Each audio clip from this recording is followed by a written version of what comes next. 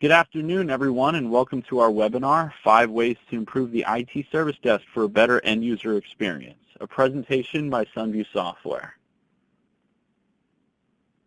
So let's just get into it right here and meet our presenters. My name is Jaime Spector. I'm the Product Marketing Manager here at SunView.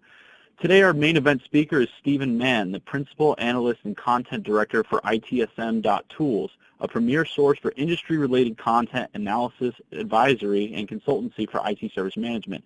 Previously, you might have known Stephen for his expertise with analyst firms such as Ovum and Forrester, and he continues to be widely recognized as an industry thought leader for all things ITSM, service desk, IT asset management, and beyond.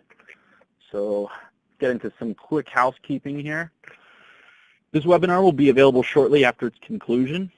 Share this webinar and check out the supplemental ebook for further insights into AI and the service desk. I'm sure we'll be getting into some of those topics a little bit later on.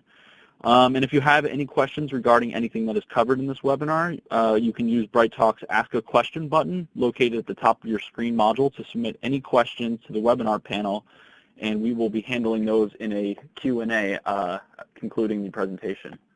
So here's just a quick recap of the agenda here. So Stephen Mann will have his presentation, followed by a conclusion of key takeaways. Finally, a couple slides of quick wrap up by myself, and then some Q&A. So, and then real quick, we have a supplementary ebook. So if you just look in the download, attachments in the module, you should see this ebook, and it's available for download immediately. 7 Reasons Why AI Will Change Everything on Your Service Desk. And I encourage you guys to check that out if it's something you're interested in pursuing. So without further ado here, I'm going to leave it to Stephen. Thank you. Yes, thank you, Jaime. And let me set the scene for the webinar content. I don't think you can escape that many corporate IT service desks continue to be under pressure to deliver better IT support, with end users and customers demanding increased efficiency and better service, and likely at a lower cost, the proverbial doing more with less. So service desks can't really afford to stand still, and the improvement of their operations and of IT support in general should be a crucial part of any corporate IT organization's strategy and roadmap. But it's a tough ask though, as after enduring over a decade of budget cuts, having to find ways to improve the service desk, or needing to find ways to improve the service desk, might now appear difficult, especially when operating with limited funding and people.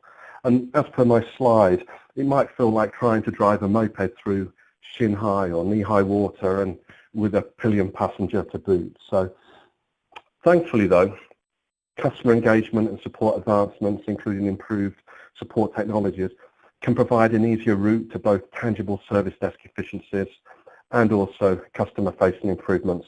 And I'll be covering 5 areas through which we can improve service desk operations, plus the delivered end-user experience, and also ultimately the value IT provides to the business. So in terms of a content or agenda slide, I'll start with the need to understand and meet higher consumer world-driven expectations of end users. I'll then talk to self-service and how to increase employee adoption and the value we all get from self-service. Then I'll outline the opportunity to automate much of the heavy lifting and also some of the heavy thinking, as I like to call it.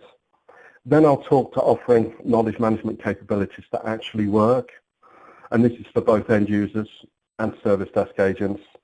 Then I'll end with the opportunity to get more out of your IT service management solution before I drop some key takeaways and we get into Q&A.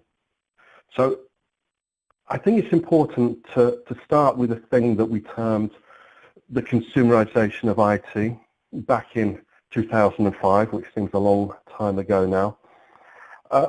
There are more convoluted definitions, but I like to use the use of personal devices, apps and cloud services at work, and if you're as old as me, you'll remember it happening even before 2005 in terms of things such as salespeople trying to help themselves with their mobility needs by somewhat unsuccessfully using work sims in personally bought BlackBerry devices, as they tried to access the corporate email. Of course, it didn't work, so what they did was set up forwarding rules so that they could pick up their work email via their personal email and their personal BlackBerry device. Not great, but they found a workaround, and thankfully we've moved on a lot since then. So the consumerization of IT has been a challenge for most IT departments, and I'd like to think, though, that it has helped improve somewhat dramatically the way IT departments now meet employee IT needs. However, there's a but that the consumerization of IT, whilst a great term, and things like bring your own device is or was a red herring, because consumerization isn't just about the use of consumer world devices, apps and personal cloud services in the workplace, and it isn't just about IT or IT services. And what we're really dealing with is what I call the consumerization of service, that despite the significant progress we've made to date, there's still much more for IT departments and service desks in particular to do in the context of consumerization. And it's the ultimate driver for me of end user expectations and the needs that need to be addressed if service desks wish or need to deliver a better end user experience. So in terms of quickly considering the real impact of service or the consumerization of service on corporate IT organizations, consumerization, i.e. the increasing end user expectations of corporate services based on people's personal life experiences.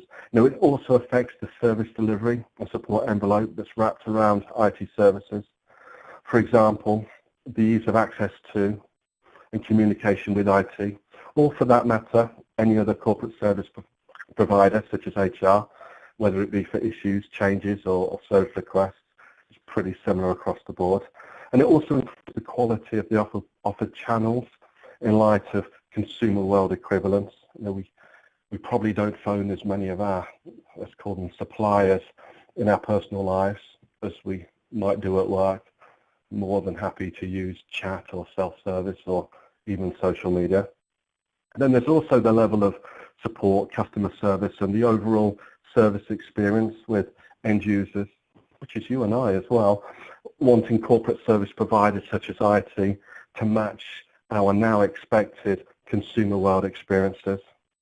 And it brings us on to something called customer experience, or CX. You might know about it, and so forgive me if I'm doing the proverbial teaching my granny to suck eggs.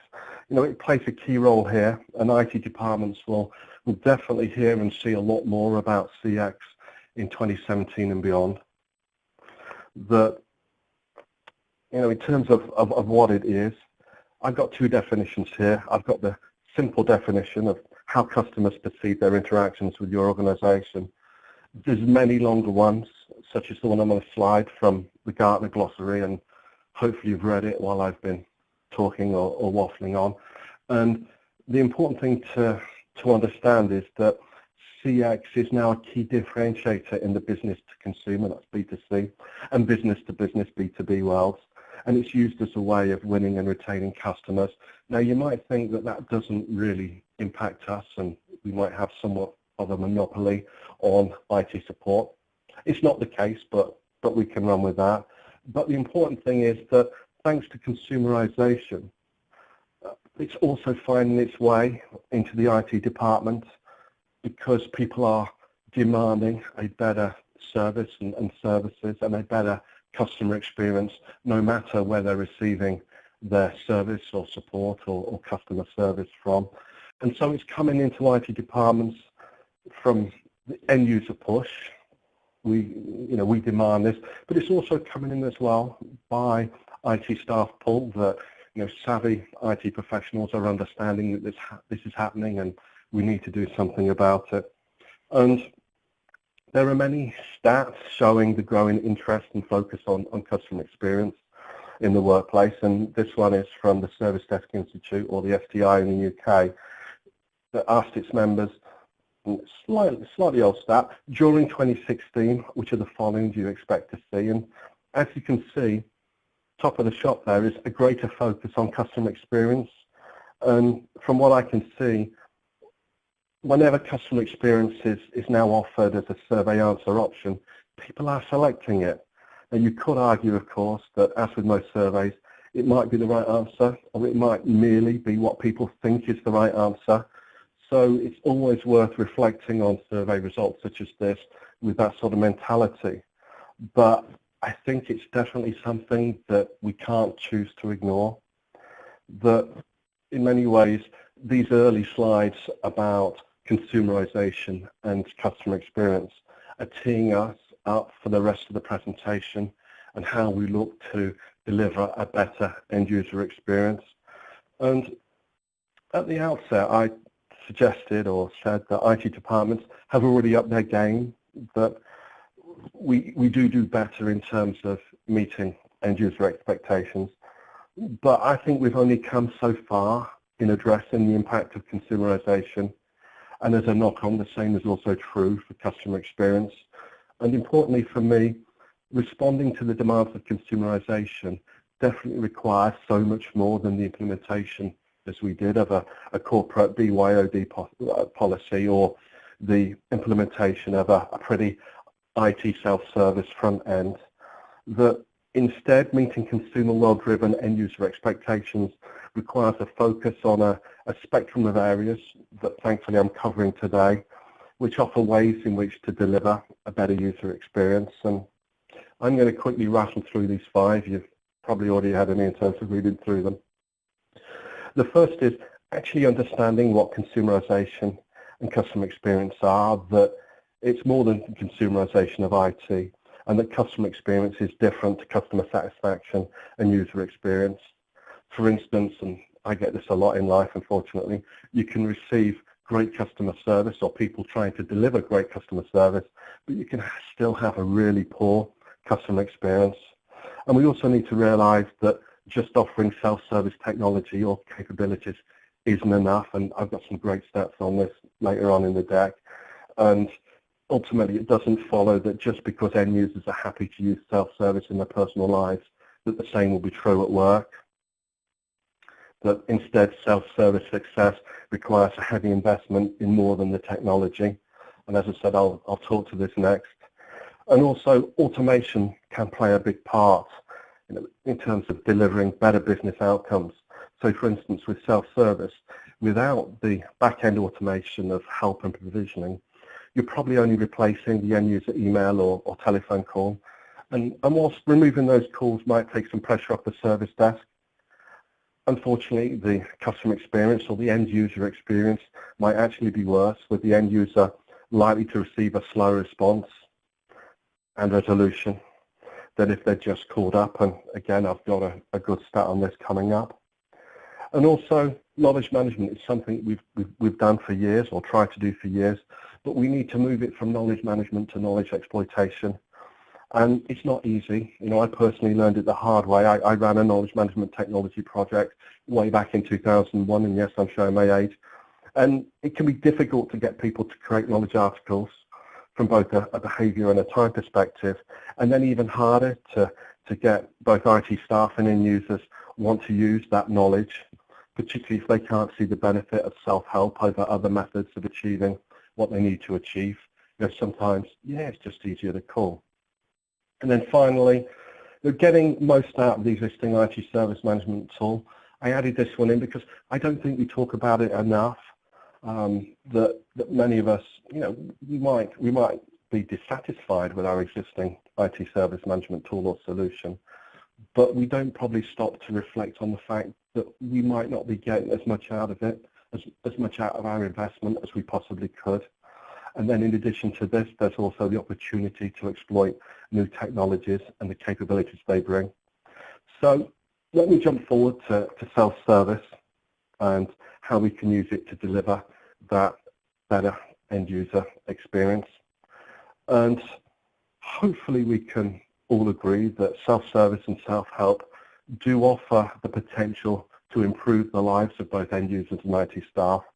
However, as I'll show you in a moment, corporate self-service capabilities haven't seen the same level of success as consumer world exemplars, such as Amazon say, and we're left with a need to increase employee self-service adoption and value if we ultimately want to benefit from it. And the benefits, they get thrown about a lot.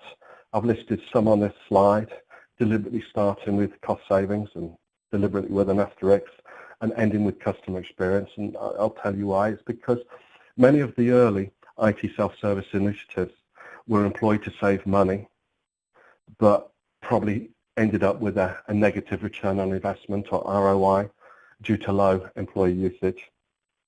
Nowadays, though, I'd like to think the focus is thankfully just as likely to be on a better end-user experience as it is cost savings. And if done right, I think we've seen that it can also save money in addition to delivering that better experience.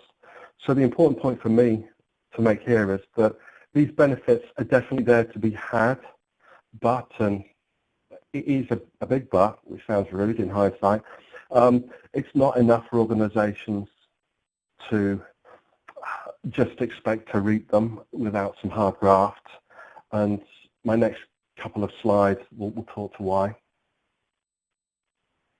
So when we talk about self-service adoption, it doesn't matter if you look to SDI in the UK or HDI in the US, their survey results show that circa 80% of organizations have implemented some form of IT self-service capability, which is great, but it's only the technology adoption level. For me, a better measure of self-service success is employee adoption, so how many people are actually using that implemented technology, and rather it being that larger snail, the 80% snail, is more likely closer to the smaller 10% snail. So if you're listening in and you're worried about your company's or your IT department's low self-service adoption, then the good news is you're probably hitting the average. You might be exceeding the average if you're there at 15% end user adoption. But there's also bad news, and this is probably more important, that we as an industry continue to struggle with creating a self-service capabilities that want to use and reuse IT self-service. And I can back up that 10% stat or near enough. This is data from a Finnish employee experience management company called Happy Signals, and it shows how different end user contact channels compare across firstly usage, then happiness, and then employee lost time. And the third of those can be translated into real costs if you know what people's time costs. And they take a very interesting yet simple approach. And feel free to Google them and see what they're doing in terms of helping customers to improve IT support. And by the way, there's no conflict here because they don't provide an IT service management solution. They are complementary to what you already have. And their sample, and it's a 6-month rolling sample based on circa 100,000 end user feedbacks, which is a crazy figure from around the world. And it shows that if we look at the self-service results, which is the second column from the left, portal, then it really isn't good news for IT self-service at an IT industry level. The self-service channel offers the lowest level of end user happiness, and by a long way, which is quite ironic because we're trying to put it in there to improve the customer or end user experience. And it's a stark contrast to us using self-service in our personal lives and our ambition to use self-service to make the life of end users or customers better. And then the adoption is only 12%. Apologies if you can't quite read this on the screen, of service desk interactions. And I'm assuming this based on a somewhat linear relationship between the feedback and the channel mix. And then thirdly, which is quite scary, more time is lost by the end user with self-service than any other channel. It doesn't have that promised immediacy that we thought it would have. So none of these statistics are great, but the low use in particular has to adversely affect the benefits of self-service, and hopefully you'll agree that those benefits increase the more that self-service is used, with, in the case of a business case for self-service, the financial benefits ROI has probably been calculated using a 30 40, 50, maybe even a 70% adoption level. So if we struggle to get past 10% adoption, we're going to be miles away from where we need to be in terms of that ROI. And the important thing to understand is that the benefits are there. The problem is that there are a number of issues or barriers that we fail to understand, consider, and ultimately address and traverse. And I've thrown together 10 common barriers. You can probably think of more, but I'm just going to quickly run through these. So, firstly, not learning from the mistakes of failed self-service initiatives. Let's not make the same mistakes again. Also, let's not treat self-service as a technology project. It's a business project. Let's not create something in our ivory towers. We need to involve end users. And also, sometimes the purpose, scope, and desired outcomes of self-service are misjudged. And as with the lack of end-user involvement, we can end up with something that IT personnel might want to use rather than end users. And then also there's insufficient planning for day-to-day operations.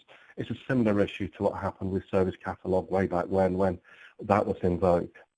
And also, and this is a really big one, not addressing people change issues with a formal organizational change management to drive the right behaviors of both IT and end users, often neglected from the project plan and activities.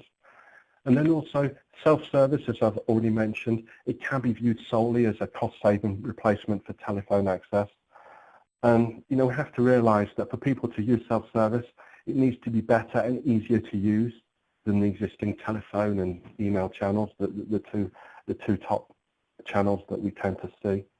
So if we're doing it on a cheap and cheerful basis, as we say in the UK, people probably aren't going to use it and they're just going to pick up the phone or launch Outlook or Gmail or whatever. And then also the insufficient use of automation, which I've already touched on. It's where the cost savings and end user experience improvements will ultimately come from. And then finally, we don't launch it particularly well. It might be launch apathy, as I say on my slide. And then we probably only take a one-off attempt to encourage adoption. So you can probably think of far more things to be wary of with self-service. But the important thing for me is to get these on the table as potential barriers to success and then to flip them into improvement opportunities. So really it's the same slide, except I've turned the negatives hopefully into positives. And I'm not going to bore you by talking through all these. I'm just going to dip in a few that there's that need to involve end users from the get-go and to plan for and deliver IT self-service from that business perspective, and to look at self-service as the introduction of a business capability through which end users can access what they need, the help, information and services. Because too often failed self-service initiatives are where the delivered capability fails to meet end user expectations, or it's too complex for them to use. So if we don't build it in the right way, they're definitely not going to come and use it. And then organizational change management, I mention it later on when I talk about knowledge management, that we need to use it as much as possible, because this is ultimately a change in the way of working for end users and also for IT people. And it's more than just a need to train people to use a new technology. And then finally, we need to continue to encourage adoption post-launch. It's an organizational change management staple, but we need to try different things to both encourage that initial use and also to maintain that use over time. So I could bore you to death on self-service. I might have done so already, so apologies if I have. But we need to keep moving into automation. So let me throw you some information out on automation. And it's one of those things where I think people think that, yeah, we're already using automation for IT management and IT service management. It's nothing new. We run simple data center scripts. We've got ITSM process automation with our ITSM tools, or we use orchestration tools for third-party systems, including the management of cloud services. And then more recently, there's more opportunity. There's artificial intelligence, or AI, and machine learning, where we can not only use it for the heavy lifting, but but also the heavy thinking, if that makes sense. And used correctly, that we shouldn't forget how much automation can be used to help the service desk, not only from a cost and a time perspective, but also from improving the end user experience point of view. And again, I just like to throw slides with bullet points up. Some people don't like them, but I like people to have something to take away. Even if they drifted off and fell asleep during me talking, they can still refer to this and think, yeah, okay, that makes sense, even though I don't know the detail. So whether it's undertaking manual or thinking tasks, machines can do things much faster than humans can. Plus, it sounds an odd thing to say, but they don't need to stop to eat or drink or even sleep, or they don't take vacations. And people talk about automation being the addition of an extra team member, but the reality is now with AI and machine learning, it's probably more of an addition of an extra team. In terms of what we're here to talk and think about today, improving the customer or end user experience, you can't escape the fact that we now live in an instant gratification society where the speed of response and issue resolution or service provision and also the overall customer experience are important drivers as to how end users or customers feel about and perceive their service providers, including ourselves. Cost reduction, yeah, it makes sense if we can remove costly human labour and shorten the time, things are going to cost less. Reduced human intervention. Automation frees us up as ITSM or IT professionals. We're knowledgeable IT people, and we need to remove the often manual tasks to allow ourselves to spend more time on what is ultimately greater value-add activities. Human error, to err is human. So if we can remove the human effort, hopefully the automation will just do things like clockwork. And then finally, and this is a strange one that doesn't get talked or spoken about enough, the increased task adaptability, that changing automation to reflect new business needs is so much easier than trying to elicit people change. Whereas the former is a one-time thing that can be quickly forgotten about, the latter requires continued investment and checking to ensure that new policies, procedures, practices, or whatever are being consistently applied by people who are just so used to doing it the old way. So hopefully, well, it'll be nice if I've told you something new, but hopefully this is all stuff that you're already using to save money, but question whether it's something that you're also using to improve the end user experience. But it's also worth looking ahead. It's not necessarily the future because, as Jamie will tell you, people are using the SunView technology now and AI machine learning, that there's so many opportunities to leverage the machines, whether it be more efficient support. I've already touched on the fact that speed is an important facet of modern day support and customer service because customers and end users tell us so. And machine learning can really help with speed at a number of customer touch points, starting with, this is from the service desk point of view, understanding the end user issue through voice recognition capture, say, and initial call direction. But it can also provide high quality immediate answers through knowledge management, which I still have to get to on my deck. It can help with identifying and predicting issues, whether they be common issues, what IT would call problems, or the signs of adverse things approaching. And this also touches on the assessment of change risk. What could happen? Let the technology do the heavy thinking. It can also offer up the most likely resolutions for identified issues and also schedule preventative maintenance. Orchestration, it might be seen as the older brother or sister of this form of automation, but machine learning can work in conjunction with those existing orchestration capabilities to further remove the need for human intervention. It can also predict demand. It could be demand for services, or it could also be to predict the future levels of customer satisfaction based on trends or proposed changes. So the opportunities for prediction using machine learning, they're not infinite, because I don't think much is infinite, but there's so much that it can be used for. The knowledge management I'll come back to, I've got a separate slide for.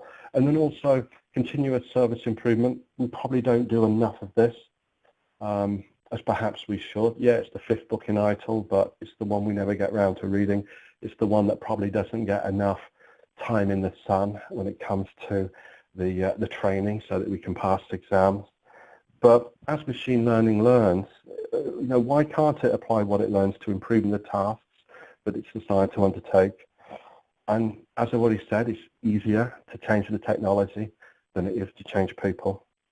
So more and more businesses are investing or thinking about investing in machine learning, and it really is the next step in the evolution, utilization, and exploitation of automation that firstly, people might see it as, yeah, it reduces costs, but from a service desk point of view in particular, it definitely can improve the end user experience. And I've put some quick tips in my slide deck, but I think in the to make sure that I finish on 45 minutes or below, I'm going to skip that. But feel free to drop me a line and I can send you some words that go around this. Or you can just look at this slide offline and think, yeah, I know what he's talking about, or the guy's been smoking something funny. But what I do want to talk about is a couple of statistics related to automation and the fact that automation is coming. That I just wanted to throw in these stats from Axelos. You might not have heard of them, but they're the co-custodians of ITIL, the IT Service Management Best Practice Framework, that show that IT service management pros are looking to automation and machine learning to make life both easier and better for all. So this survey, which was the IT service management professional in 2013, looked at what service, not 2013, apologies, 2030, looked at what service management would be like in 2030. And in respect of automation, 89% of respondents think that an increase in automation will take over the repetitive tasks of IT, leaving more time for service managers to focus on delivering more value. And in respect of AI machine learning, 77% said they believe these trends would have a profound impact on the IT workforce, liberating ITSM professionals from routine tasks. So the rise of the machines is happening. And also, linking in, it's a bit cheesy, linking into my next section, so is our growing reliance on knowledge. That over the last couple or few years, the importance of knowledge management to ITSM and the service desk in particular has increased. That, as I've already mentioned, we're tasked with doing more with less, probably doing more with less people in particular. And then there's also the growing complexity of the IT estate, particularly when you bring in not only new technology, but the fact that not everything is in the data center anymore.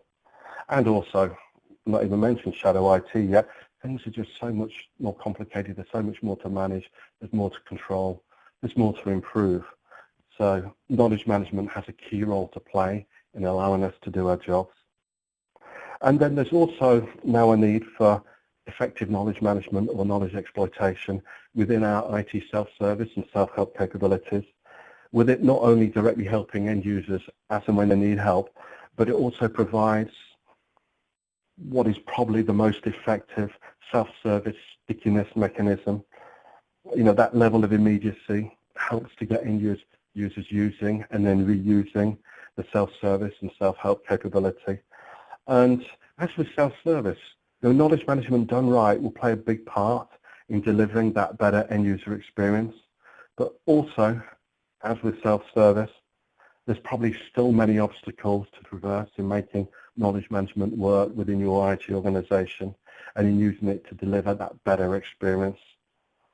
So in terms of the things that are worth considering, or the things that probably need to be done to help turn knowledge management into something that works and can ultimately deliver that better end user experience, I'm just going to quickly rattle off a number of tips, and I think I've severely underestimated how long it's going to take my motor mouth to talk through these. So I'm going to speed up a little bit, so apologies if the strange accent makes it difficult. The first thing for me is to think of knowledge management as a capability, not a process, because it is really about people, process and technology, and people again. And thus it's better to think of it not only as a process, but as something that is a means to an end. And we also, as I mentioned with self-service, it's about people change and engendering the right behaviours. And knowledge management will fail if people aren't brought along using organisational change management techniques. There's common stuff, selling the change, the what's in it for me, providing consistent and frequent communications, and also providing the required level of education and training. We need to take these things seriously. The next one I absolutely love, that the link between people and what they know is very complicated. I was lucky enough to hear a very clever guy called Dave Snowden speak at ITSM Estonia last December, and he's done research into this, and he has some profound conclusions about real-world knowledge management. I'm probably just touching the tip of the iceberg here, but it's things like we need to understand that knowledge is volunteered, never conscripted. That we only know what we know when we need to know it. That we know more than we can say, and we can say more than we can write down. And also, the way we know things is not the way we say we know them. So when we're trying to capture knowledge, we need to bear these things in mind. And carrying on with the endless list of tips, hopefully they're going to be of value for you down the line. Knowledge management has to be business as usual activity. And it's not just about embedding knowledge management within existing business processes. It's also ensuring that operational metrics and, importantly, employee recognition and reward frameworks are changed to reflect its importance. If we don't do that, it's going to be something that we do after we've done the real work, and that's not going to help anyone. Technology is also key to it, and not just the technology that might be part of your IT service management tool. I'll come back to how machine learning can also help, and help quite dramatically with knowledge management and exploitation. And I guess that touches point 6, that it's not just what you have in terms of a knowledge base, but there's so much more that needs to come into play from a technology point of view.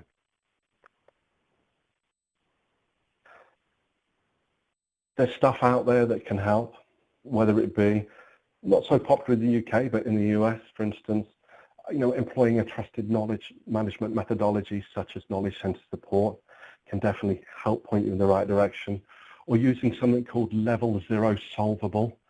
Sadly, I don't have time to talk about it today, but if you Google LZS and HDI, you'll fall upon a great paper from HDI that will tell you everything you need to know about Level 0 Solvable. It's a bit of a mouthful, but the thing about it is that it allows you to ensure that your knowledge base is fit for purpose before you launch it and self-service, and failing to do so is one of the key causes of failed self-service initiatives.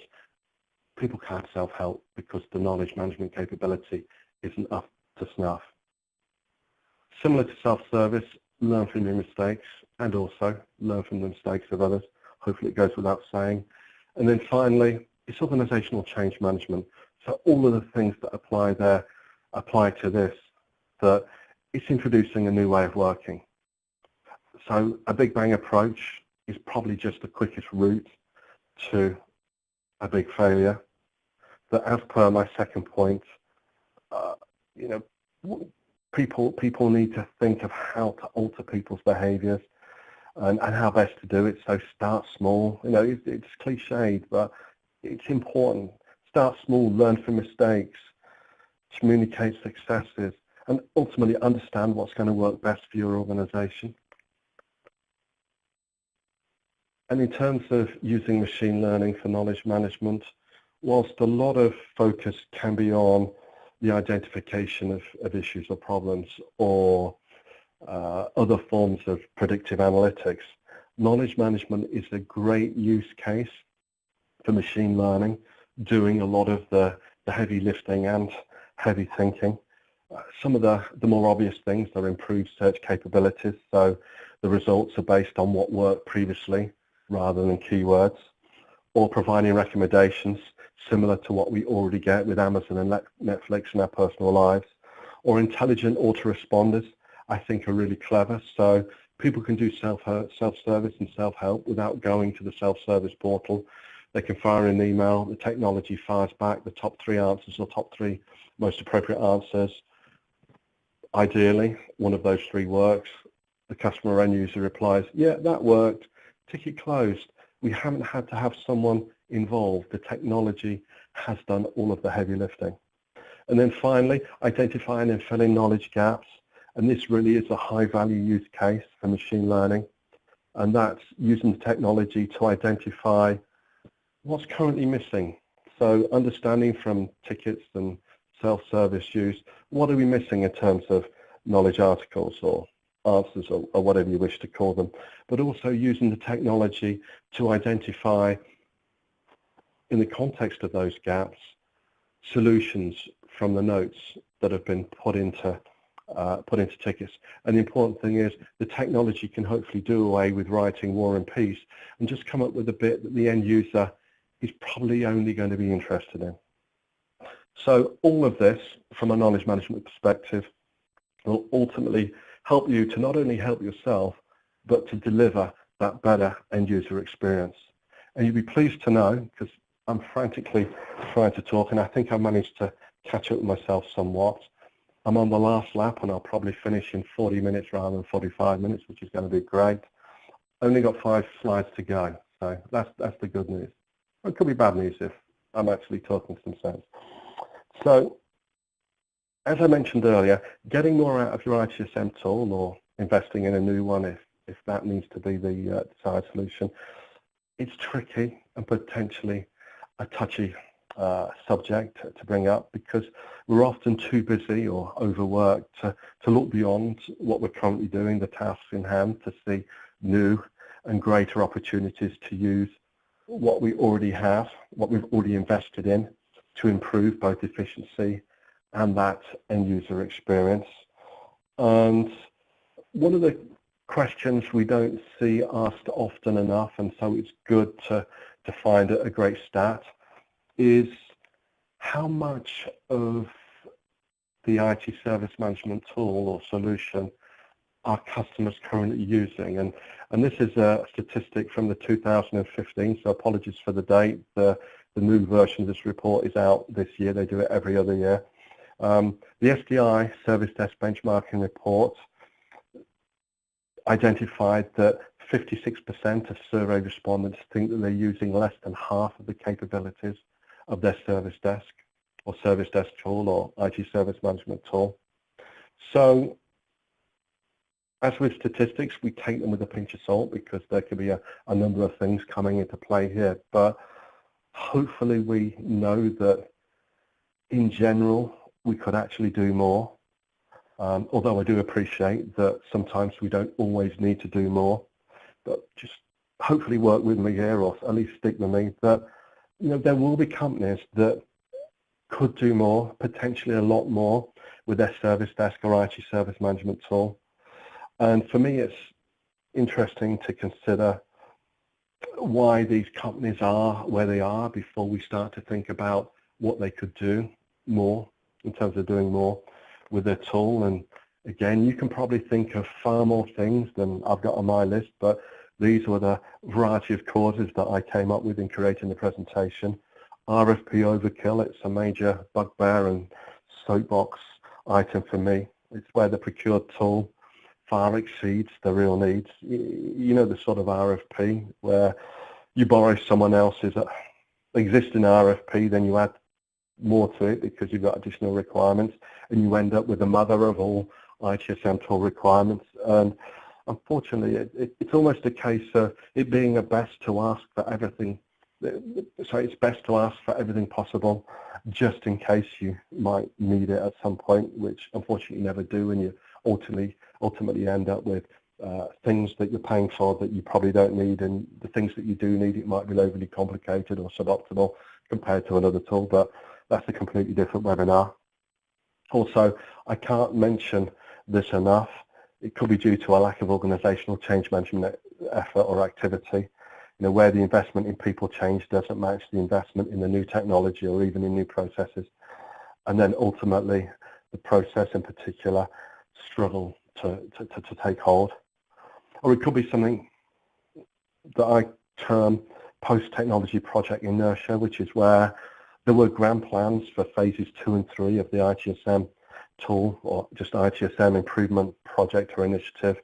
But once the technology is in and a lot of the project resource and third-party advisors and assistants leaves, you end up in a point where people are just too busy with the day-to-day service desk pressures that the later phases never actually come to fruition. I'd be interested to see actually a statistic that shows how many organizations started off with plans but only ever accomplished a certain percentage of them. And then there's some more obvious things, whether it be implementation or training issues, or that the tool is overly complicated either to use or to change, or is too expensive in terms of doing extra things, costs more than you can actually afford. Or, and don't take this the wrong way, it sounds harsh, there might be a limited vision or ambition to improve the efficiency and the end user experience, but the fact that you're all on the webinar, that's not going to be true for you. And then it's great, yeah, I can throw up all these issues or causes of issues. For me, the more important thing is, what can we do? What do we need to do to find out if there's potentially greater scope to leverage your IT service management tool? For me, the obvious place to start is to start with that RFP, your original tool selection business requirements. I did air quotes, which you can't see, which is a strange thing to do on a webinar. What did you originally hope to achieve? Which would still be relevant use cases for the service desk or ITSM tool. But it's important not to rush in, because as per point 2, we need to identify how needs have changed in light of consumerization and just the world moving on in the time since you first decided to select and then implement that tool. So what was needed back then might be different now, or there might be new needs. And so you can't get away from the fact that we need to speak with a sample of IT users, end users, customers about how their needs have changed and perhaps are still changing. And also, and this is often neglected, seek help from your ITSM tool provider.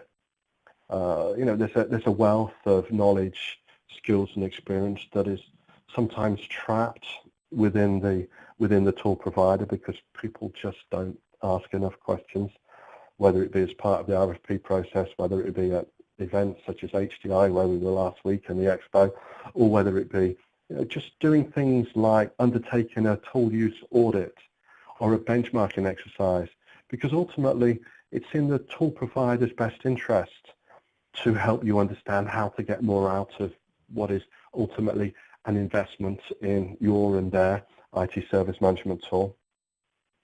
Fourth one's really important for me. Prioritization. Yeah, we need to do it, but it has to be done on end user needs. We really need to focus on what's important to the important people. And if we're really doubling down on end user experience, then, okay, IT users, yeah, it's got to be easy to use, but it's also got to be easy to use or to consume IT support services when you're an end user. And then finally, I've mentioned it already, but I think it's a key point, don't feel obliged to use all of the tool capabilities. It's a bit like saying just because ITIL has 26 processes and 4 functions, you don't have to use all of them. Choose the ones that help adopt and adapt to make them fit your particular circumstances in terms of pain points, opportunities, etc. Yeah, so it's really a case of focusing on those capabilities that you currently don't use or could use in a better way or use more of to solve issues or to deliver efficiencies or to ultimately provide what I've been talking about today, that better end user experience. And importantly for me, it's not too late to deliver quick wins. Sounds an ironic thing to say when it might be 6 months, a year, 3 years after tool implementation. But if the starting point of a better IT support capability is now then there's still time for quick wins. So that's me done. I've got a key takeaway slide, but I've spoken for far too long. I've taken my full 45 minutes. So I'll leave it up there. It's ultimately just a quick way of reiterating what I've been talking about for those 45 minutes. So I'm going to zip it and hand over back to Jaime and ask whether we've elicited any questions.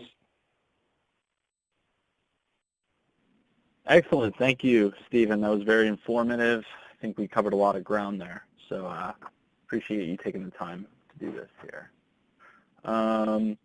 We're about to wrap up here, but before we get to the Q&A, I just want to talk a little bit about our platform and how it leverages some of those ideas that Stephen's talking about, especially when it comes to AI and some of the smart automation that he was hinting at. All of these things sort of working together to build better end-user engagement. So this is our platform, Change Gear 7. It's our flagship IT service management software. It features Service Smart technology, which is our framework for bringing AI and machine learning to the service desk. We're really excited about this technology. We worked on it for a really long time, and the industry backed up some of the expectations that we had, what we saw with AI and ITSM, as Pink Elephant awarded us with Innovation of the Year specifically for this technology at this year's Pink 17 conference. So really excited about that. And just very briefly, Change Gear 7 Service Smart technology, it features real-time automation for IT service management operations powered by AI. So that manifests in a few ways. You have, for the end user specifically, a mobile app that has access to a chatbot that hooks right into the knowledge base. So end users can easily get buy-in for the questions that they want to ask specifically to the chatbot without having to engage sort of a low-tier help desk worker. So it's just an easier way to get buy-in of using those self-service capabilities, sort of the consumerization of IT service management that Stephen was hinting at, while also using sort of AI automation with natural language processing and that sort of stuff. So I'm not going to dwell too much longer on this. If you want to check us out, just visit us at SunViewSoftware.com and take a look at what we have to offer. I think you'll be surprised. Just wrapping up. So if you have any further questions, comments, personal stories, and anecdotes, anything regarding any of the slides you've seen in this webinar, just feel free to either email myself at jspector@sunviewsoftware.com or Stephen Mann, and you can reach him at Stephen@ITSM.tools. And I think we've got a few more minutes here for Q&A. So I've actually got this one bolded up here, kind of answered early on. Stephen, I'll throw it your way, and I might have a few things to say about it also as well. So this person asked, I think journey mapping is critical for the consumer experience success, but that tends to be quite challenging for organizations with a wide user base with greatly varying needs and expectations. So the question really lies in, do you have any specific advice on ways to execute journey mapping at scale? Well, firstly, it's a great point, and one I might be a little bit remiss of not throwing in from a customer experience point of view. I guess there was so much content that things fell by the wayside. Things like journey mapping, things like service safaris, anything that allows you to better understand how customers or end users engage with your people, processes, and technology, that allows you to understand how well those touch points are working or not working, is going to be of value. But you're right, it's not easy, and it's not easy to start with because it's not necessarily something that we've done a great deal of in the past. But if you do want to get customer experience right, if you do want to get end user experience right, then it is a really great technique or capability to leverage.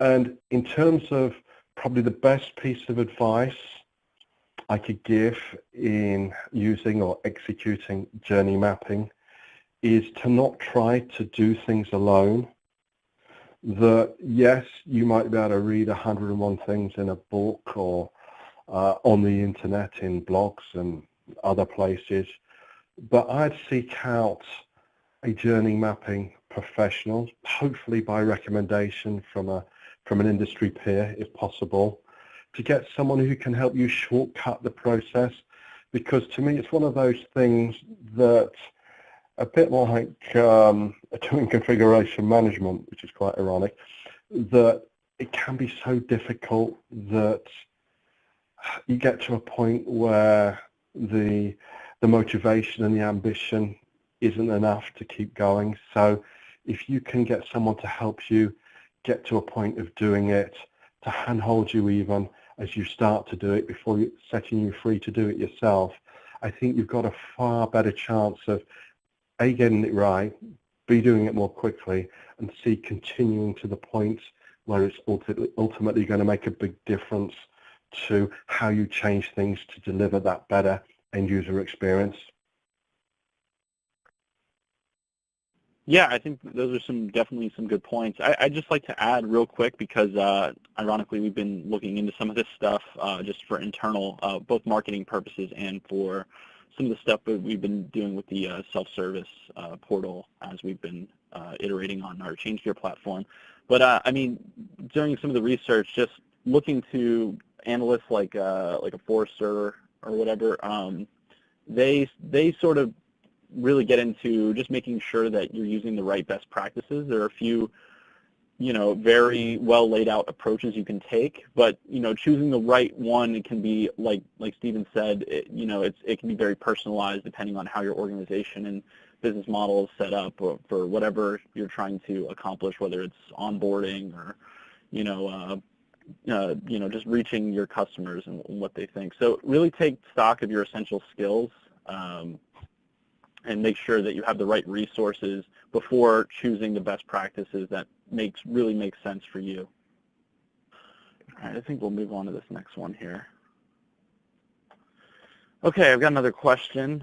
Do you really think that customer experience is or will be applicable in the workplace? For me, it's a little bit like going back, I don't know, 5+ years and asking whether bring your own device would become a reality. That sometimes the term comes up before mass market adoption, and we see a lot of hype and hyperbole about a new term, and it can go away as quickly as it arrived.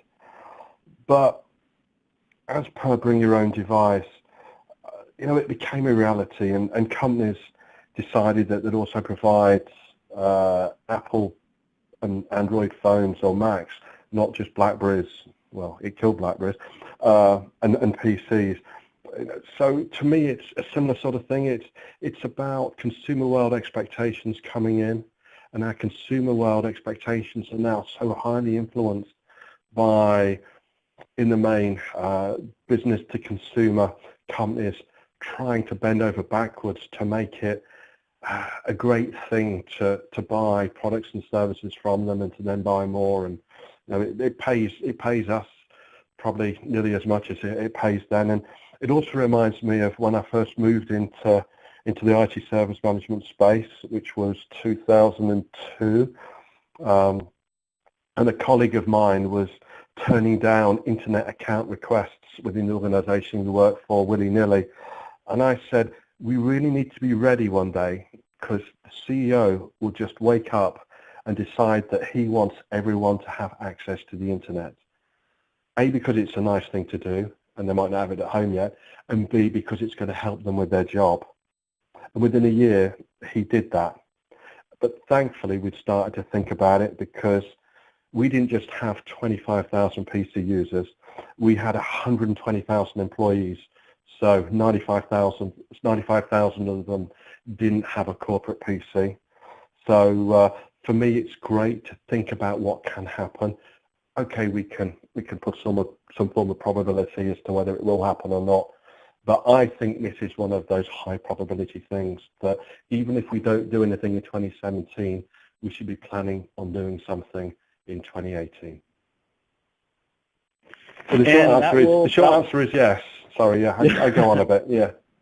Yeah, that'll about do it for us. We're just about time here. So really thank you guys for joining us on this webinar, and we hope you'll join us again. We should have another one coming up very soon. Thank you, everyone. Thank you, everyone. Have a good day.